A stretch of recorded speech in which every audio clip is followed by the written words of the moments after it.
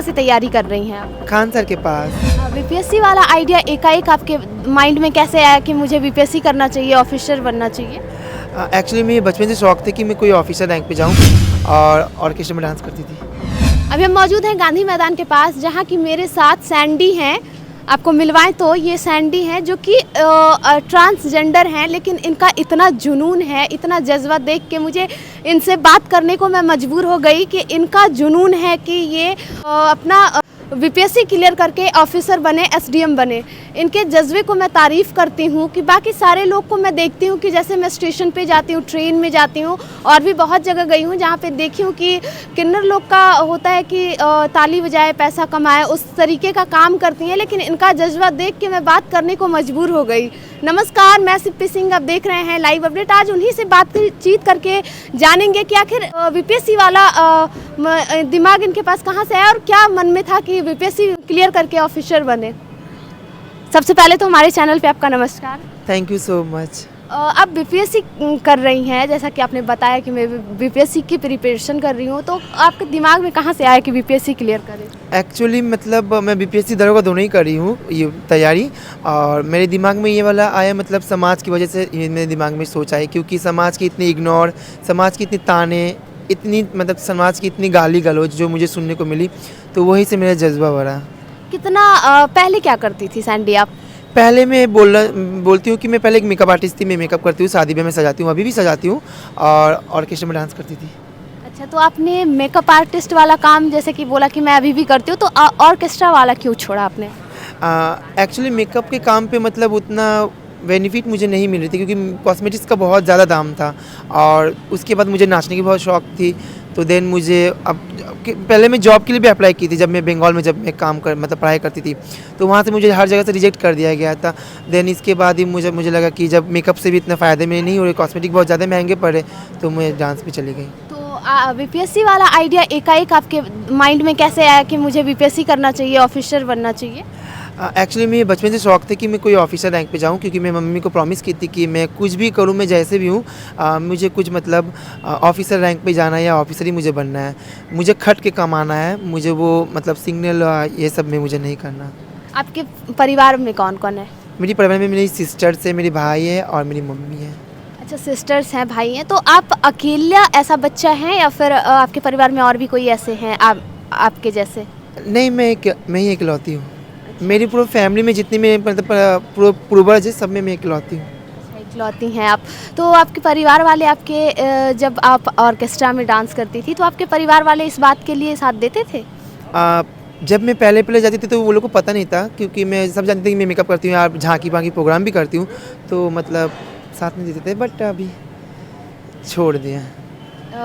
अभी आप बीपीएससी का तैयारी कर रही हैं, तो आपके परिवार वाले इस पे कितना खुश हैं? बहुत ज़्यादा ही खुश है। मेरी मम्मी खास करके, मेरी मम्मी बहुत खुश है, और जो मुझे खास करके बात मुझे यही लगती है कि जो मुझे ताने मारते थे, आज सबको मुझे वो लोग कॉन्ग्रेचुलेशन करते हैं कि आप अपनी लाइफ आगे बढ़ा रही हो। जैसा कि आपके समाज में होता है, जैसा कि लोग को मैं देखती हूँ जहाँ मैं ट्रैवल करती हूँ, ट्रेन पे या फिर स्टेशन पे और भी चौराहे पे दिख जाती हैं कि पैसे ऐसे करती हैं, पैसे मांगती हैं कि चलो 10 रुपये दे देते हैं सब लोग। अधिकतर मैं वैसा ही देखी हूँ कि रोड पे वो मांग रही हैं। तो आपको ये नहीं लगा कि मैं भी ऐसे करके पैसे कमा सकती हूँ? नहीं, एक्चुअली मुझे बचपन से मतलब मुझे ये थिंकिंग नहीं थी, क्योंकि मुझे बचपन से शौक था कि मैं कुछ अच्छा करूँ, कुछ अच्छे मतलब रैंक पे जाऊँ, जो मुझे सबको देख के सल्यूट करे या कोई मुझे देख के अच्छा बोले। और वो जो मांगते हैं वो लोग भी मजबूरी में मांगते हैं, क्योंकि एक टाइम मुझे भी एहसास हुआ था कि मुझे भी मांगना चाहिए, क्योंकि सिचुएशन मुझे ऐसे कर देता, क्योंकि समाज के लोग और अपने घर वाले, मतलब मम्मी लोग नहीं, अपनी कज़न्स लोग, वो लोग सब जब ताने मारते, जब कोई जॉब नहीं देते।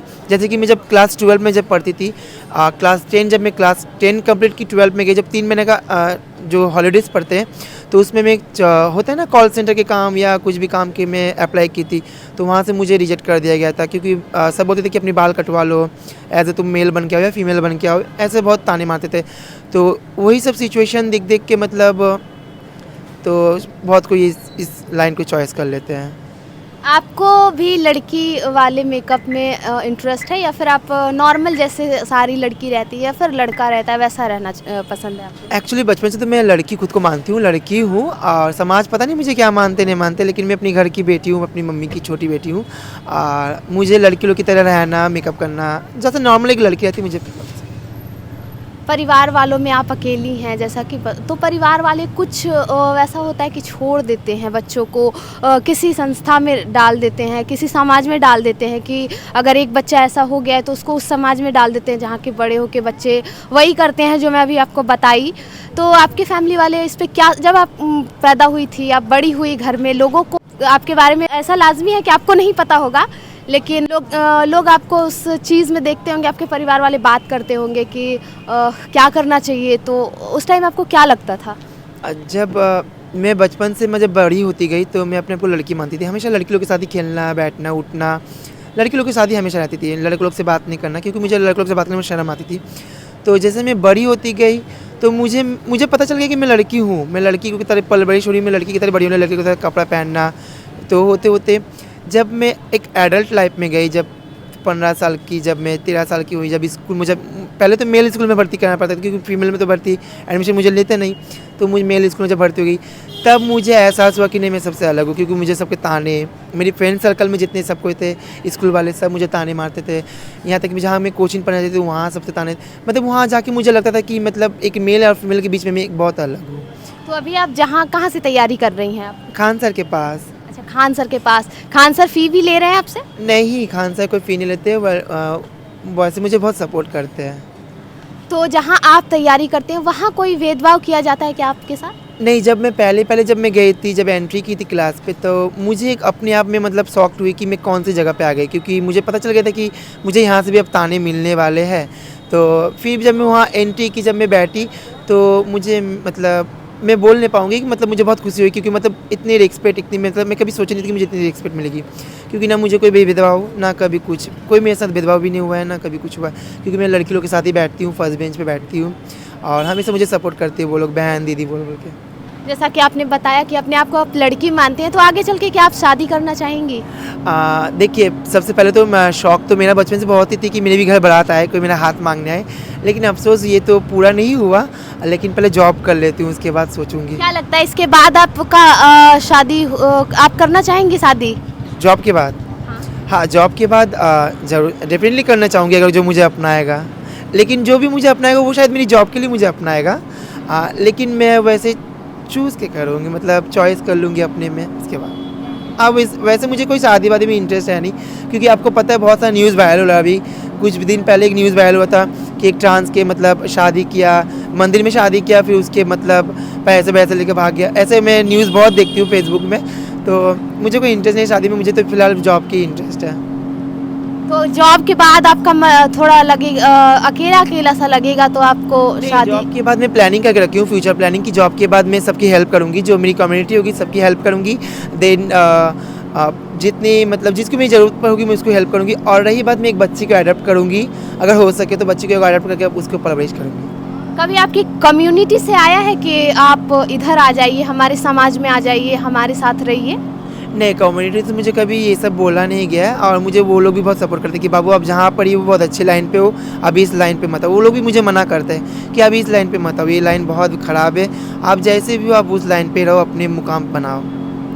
आप थोड़ा सा अपने समाज के बारे में बताना चाहेंगे कि कैसे सरवाइव करते हैं वो लोग इस समाज में? सबसे पहले मैं समाज के बारे में यही बोलूँगी कि हमारी जो समाज है बहुत कठिनाई से मतलब गुजरना पड़ता है, क्योंकि बचपन जब होते हैं तो हम लोग मतलब हंसी खुशी होते हैं, उसके बाद जब हम लोग बड़े होते हैं तो हमें समाज एक्सेप्ट नहीं करता है, क्योंकि समाज की वजह से आप उस टाइम जो क्वेश्चन की थी कि आपको घर वाले निकाल देते या अलग हो जाते, ये घर वाले निकालते नहीं है, ये वो लोग अपने से हम लोग मतलब अपने से हम लोग चले जाते हैं, क्योंकि हम लोग शर्मिंदगी महसूस करते हैं कि हमारे वजह से हमारे माँ बाप को सुनने को बहुत मिलता है, और समाज के कारण ही हम लोग अपने माँ बाप से बिछड़ जाते हैं। तो अब मैं यही कहना चाहूँगी कि प्लीज़ अभी नज़रिया अपने बदल लो, और हमें भी मौका दीजिए, क्योंकि हमें भी इच्छा करता है कि अपनी फैमिली के साथ टाइम स्पेंड करें। जैसे आप लोग अपनी फैमिली के साथ घूमते हो, मुझे भी इच्छा करता है, मेरे भी बहुत विश होती है कि अपनी फैमिली के लिए मैं कुछ करूँ, फैमिली के साथ में घूमूँ रहूँ, मम्मी कोई भी मतलब मम्मी के आँचल में रहूँ, बट ये समाज हम लोग को एक्सेप्ट नहीं करते, बोल के हम लोग बिछड़ जाते हैं मम्मी से भी। कितने साल से आप तैयारी कर रही हैं? फ़िलहाल तो मेरे 1 साल अभी होने जा रहा है। कोई रिजल्ट आया है अभी तक आपका? नहीं, मैं पहली बार फर्स्ट टाइम में दरोगा की एग्ज़ाम दी थी। 17 दिसंबर को मैं दरोगा की एग्ज़ाम दी हूँ। फॉर्म वॉर्म डालती हैं जब बीपीएससी का फॉर्म आता है तो? मैं बीपीएससी का भी डाली नहीं हूँ, अब मैं डालने वाली हूँ। अब दरोगा का मैं एग्ज़ाम दी हूँ, एग्ज़ाम मेरा बहुत अच्छा गया, लेकिन मेरे कुछ प्रॉब्लम भी आ चुकी है। क्या प्रॉब्लम आया? जैसे कि आप अपने हाथ में फॉर्म रखी हुई हैं तो एक बार क्या प्रॉब्लम है इसमें आप बताना चाहेंगी? एक्चुअली प्रॉब्लम मेरी यही आ चुकी है कि मैं जब फॉर्म फिलअप की हूँ वो ट्रांसजेंडर से मैं भरी थी, ये मेरी रिसीविंग है, और मेरे जो एडमिट कार्ड आ चुकी है वो जेंडर फीमेल कर दी है। अच्छा, जो एडमिट कार्ड आया है वो क्या लगता है ये साइबर कैफे का मिस्टेक हो सकता है या फिर सरकार की तरफ से ऐसा कुछ किया गया है? अगर साइबर कैफ से मिस्टेक होता तो मैं यहाँ रिसिप्ट जो मुझे मिला है, अगर मेरी मिस्टेक होती तो रिसिप्ट जो मुझे मिली वो ट्रांसजेंडर का लिखा हुआ आप भी देख रही हो, तो मुझे लगता है ये शायद सरकार की होगी। यहाँ पे देख सकते हैं कि इनका फॉर्म फिल किया गया है, जहाँ पे से अगर फॉर्म फिल करता है तो वहाँ पे से रिसीविंग मिलता है, और रिसीविंग पे ये साफ साफ लिखा है कि ये ट्रांसजेंडर यहाँ पे ट्रांसजेंडर कैटेगरी में भरी थी, और रिसीविंग में भी वही आया। लेकिन उसके बाद का जो पेपर आया है उस पर एडमिट कार्ड जो आया है उस पर आप देख सकते हैं कि इनको फीमेल कर दिया गया है। तो फीमेल कर दिया गया है, तो फीमेल करने के बाद शायद इनको एग्ज़ाम में नहीं बैठने दिया जाए या फिर बहुत सारी दिक्कतें आ सकती हैं।